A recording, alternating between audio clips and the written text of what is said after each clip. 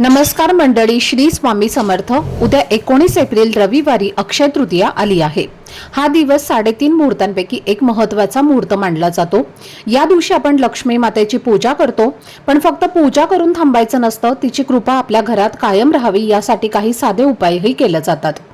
तर या दिवशी केलेले उपाय, सेवा यांचं फळ कधीही कमी होत नाही, ते कायम टिकून राहतं। म्हणून या दिवसाचं महत्त्व खूप जास्त आहे। तांदूळ हा सुद्धा खूप पवित्र धान्य मानला जातो, त्याला अक्षय फळ देणारं मानलं जातं। म्हणून या दिवशी तांदळाच्या संबंधित उपाय करणं शुभ मानलं जातं। तर तुम्ही या दिवशी सोनं चांदी खरेदी नाही केली तरीही चालेल, पण छोटासा उपाय तुम्ही हा नक्की करा।